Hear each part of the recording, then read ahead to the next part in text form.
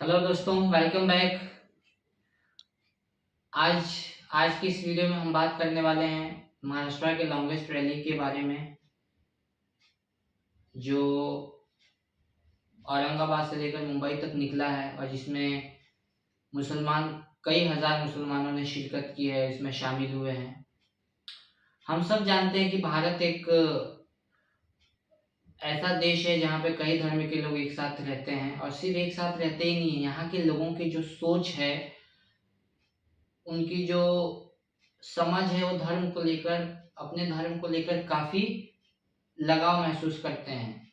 और ऐसी जगहों पे जो धर्म गुरु हैं, उनकी रिस्पेक्ट और उनकी इज्जत जो है किसी लीडर से ज्यादा की जाती है। तो ऐसे समाज में जहाँ हम चारों तरफ से धर्म से जुड़े हुए हैं, चाहे हिंदुइज्म हो, चाहे इस्लाम हो, क्रिश्चियनिटी हो, सिखिज्म हो, जैन हो, और भी अदर अदर अदर रिलीजन्स है यहाँ पे। तो यहाँ के जो धर्म गुरु हैं, उन्हें सोच समझकर बात करना चाहिए, क्योंकि एक बार उनका कहा हुआ लोग मानते हैं, बिना शक बिना सोच समझ बातें मानी जाती है।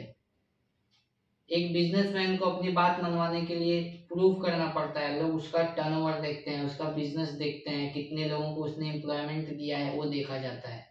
लेकिन धर्म गुरु जो हमारे मौलाना है, जो पंडित है, जो सूफी संत है, उनकी बातें लोग आंख बंद करके मानते हैं, उन पर भरोसा करते हैं, ये सोचकर कि ये जो इंसान है, जो बोलने वाला है, वो परमेश्वर की बात कर रहा होगा, वो खुदा की बात कर रहा होगा, अल्लाह की बात कर रहा होगा। आज मैं आपसे ये सारी बातें इसलिए कह रहा हूँ क्योंकि महाराष्ट्र में रामगिरी महाराज, कहने को तो लोग उन्हें महाराज करते हैं, लेकिन उनके जो विवादास्पद बयान है, जो लाखों मुसलमानों को मुंबई तक आने पर मजबूर कर दिया है, मैं वो बयान यहाँ पे आपको दिखा नहीं सकता, क्योंकि मेरा काम धर्म में बंटवारा करना या हिंदू मुस्लिम करना नहीं है। जिन लोगों को नहीं पता होगा उन्हें भी पता लगेगा, लेकिन कहने का मकसद ये है कि क्या किसी धर्म को बड़ा बनाने के लिए दूसरे धर्म को छोटा कहना जरूरी है? उसके फाउंडर के लिए, जो मुखिया है, जो देवता है, जो प्रॉफिट्स है, उनके बारे में बुरा भला कहना जरूरी है? आज ये जो सूफी संत है, या जो ऐसे बाबा है रामगिरी महाराज जैसे लोग, जो इतना किसी भी धर्म के बारे में बोल देते हैं, आज इन्होंने प्रॉफिट मोहम्मद के बारे में बोल दिया है, इस्लाम के बारे में बोल दिया है, पता कुछ नहीं है, बस बोले जा रहे हैं। ऐसे अगर हम लोग आज इन सारी चीजों को बढ़ावा देने लगे, तो कल उठकर कोई आपके धर्म के बारे में, हिंदुइज्म के बारे में, सिखिज्म के बारे में भी बोल सकता है। हिंदुस्तान में ये चलन बहुत ज्यादा बढ़ने लगा है, और इसे बढ़ावा देने वाला कोई और नहीं, नेता होते हैं, पॉलिटिशियंस होते हैं। उन्हें इसमें फायदा नजर आता है, जब इलेक्शन आता है ऐसे बयानबाजी करवा दो। उन्हें पता है कि जो लोग हैं संतों की बात मानते हैं, साधुओं की बात मानते हैं, लेकिन ये लोग एक्चुअल में साधु हैं या नहीं है, आखिर डिसाइड कौन करेगा? ये डिसाइड करना पड़ेगा उन लोगों को जो ऐसे लोगों की सभाओं में जाते हैं, चाहे वो मौलाना हो, चाहे कोई पंडित हो। अगर वो किसी अन्य धर्म के बारे में बुराई कर रहा है, तो आपको वहीं पे पूछना चाहिए, क्या हमारे धर्म में बात करने के लिए कुछ और नहीं है? क्योंकि दो तरह के सूफी संत होते हैं, एक होते हैं धर्म के प्रचारक, एक होते हैं कथावाचक। कथा अगर आप सुना रहे हो तो अपने धर्म के बारे में बात करो, अपने धर्म की अच्छाइयों के बारे में बात करो। दूसरों को बुरा कहना कब धर्म ने सिखा दिया हमें? आज 2024 में इतनी टेक्नोलॉजी आ गई है, लोग एआई की बात कर रहे हैं, आर्टिफिशियल इंटेलिजेंस की बात कर रहे हैं, वर्चुअल रियलिटी की बात कर रहे हैं, और हम बात कर रहे हैं धर्म की, किसका धर्म बड़ा है, किसका छोटा है, कौन कैसा है, किसने क्या किया। और बुरा उस वक्त लगता है जब गवर्नमेंट इसके ऊपर कोई कार्रवाई नहीं करती है। नेता बैठे रहते हैं, पुलिस उन्हें प्रोटेक्शन देती है। आज आप यूट्यूब का चैनल खोल कर देखें तो चारों तरफ यही डिबेट चल रहा है कि politics politics politics politics, election आने वाले हैं इसलिए ऐसा हो रहा है। लेकिन इलेक्शन आ रहा है इसलिए ऐसा हो रहा है, तो आपने ऐसा होने क्यों दिया? आपने शुरू ही क्यों किया? प्रॉफिट मोहम्मद सल्लल्लाहु अलैहि वसल्लम की तौहीन हुई, उनके बारे में बुरा बोला गया, लोग उसकी बात ही नहीं कर रहे हैं।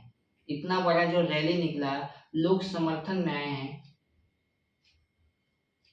उसकी बात नहीं हो रही है। न्यूज चैनलों पे बिठा के लोग बात कर रहे हैं कि इतने बड़ा रैली निकालने की आपने अनुमति कैसे दिया, इतने लोग जो ट्रैफिक में फंस रहे हैं उनका उनके साथ इनकन्वीनियंस हो रही है, ऑफ कोर्स हो रही है, लेकिन लोग प्रोटेस्ट कर रहे हैं ना, इसी को तो प्रोटेस्ट कहते हैं ना। ये बातें आपको तब याद नहीं आई जब प्राइम मिनिस्टर मोदी यहाँ पे लोकसभा के इलेक्शन के लिए मुंबई में आए थे रैली करने के लिए, और पूरा एलबीएस मार्ग को बंद कर दिया गया था। आप डेटा देखिए। तो ऐसे डबल स्टैंडर्ड रखने वाले लोगों को हम टीवी पे बुला रहे हैं और उनका दिखा रहे हैं। हमारे देश में जो फूट डालो और पॉलिटिक्स करो वाली जो राजनीति चल रही है, हमें इसे चेंज करना पड़ेगा। मैं जो वीडियो बनाता हूँ, मैं सिर्फ आपको इन्फॉर्मेशन देने के लिए नहीं बनाता हूँ। इन्फॉर्मेशन देने के लिए बहुत से चैनल्स हैं, बहुत से यूट्यूब चैनल हैं, बहुत से न्यूज़ चैनल हैं। न्यूज़ चैनल के नाम पे वो आपको क्या देते हैं वो आपको पता है, आपको डिसाइड कीजिए। मैं ये चैनल बनाया हूँ पर्सपेक्टिव देने के लिए, एक सोच देने के लिए। क्या आज 2024 में भी हम किस बारे में बात कर रहे हैं? हम इतना पढ़ाई लिखाई करके हमारा क्या फायदा हुआ? हमें ऐसे लोगों के कथा सुनने जाना ही नहीं चाहिए जो किसी धर्म को बुरा बोलते हैं। मैं नहीं कह रहा हूँ आप जाओ मत, आप जाओ, अच्छे लोगों की कथा सुनो।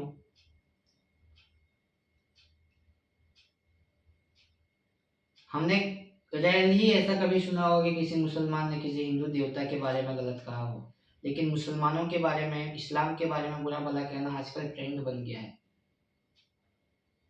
आप खुद सोचिए, जो ये लोग, जो भी आप जो भी ये वीडियो देख रहे हैं, आप इसे शेयर करें। नुकसान इसमें होता है देश का, और देश होता है हम जैसे लोगों से। हर एक पंडित को क्या करना है, इलेक्शन आ रहा है नहीं आ रहा है, आप कथा सुना रहे हो, राम की बात करो, कृष्ण जी की बात करो, आप उनके जीवन से कुछ सीख लो, लोगों को बताओ कैसे रहना है कैसे नहीं रहना है। वो रामगिरी महाराज को इतना नहीं पता श्री राम जी ने एक धोबी के कहने पे क्या किया था, और वो दूसरे धर्म की बात कर रहे हैं। सीख कैसे देना है लोगों को नहीं पता। अरे हमारे देश में फूट डालने के लिए, झगड़े लगाने के लिए क्या पॉलिटिशियंस कम है? क्या वे बाबा, पंडित, इन सारे लोग भी इस तरह के बयान देने लग गए? क्या हासिल होता है इससे? हमें सोचना चाहिए, इन सारी चीज़ों से हमें दूर रहना चाहिए, और हमें अपनी सोच डेवलप करना चाहिए। मेरे इस चैनल का नाम है द यूथ ऑफ इंडिया। मुझे मालूम है मैं लिख के बोलने से कुछ नहीं होगा, लेकिन आज जो एक 18 साल का लड़का इस वीडियो को देखेगा, जो एक 20 साल का, 25 साल का, 30 साल का युवक इस वीडियो को देखेगा, जो आने वाले समय में वोट करेगा, या जो आज हमारी जहनीत है वो चेंज होगा, क्योंकि हम ही जो हमारे बुजुर्ग हैं और जो हम हैं, हम इस देश के क्या हैं, युवा हैं, हमें समझना है। तो प्लीज़ ऐसे लोगों से दूर रहें, और ऐसे लोग जो इस तरह के भड़काऊ बयान देते हैं उनसे दूर रहें। उनके भाषणों में, उनके सभाओं में ना जाएं, और ऐसा कोई भी कह रहा है तो उससे रुककर पूछें कि ये बताने से आप क्या साबित करना चाहते हो, इससे क्या हो जाएगा, हमारा धर्म किस तरह बड़ा हो जाएगा, हमारा इसमें किस तरह लाभ होगा। आज के लिए बस इतना ही। प्लीज़ कमेंट में अपनी राय बताएं। Thank you so much.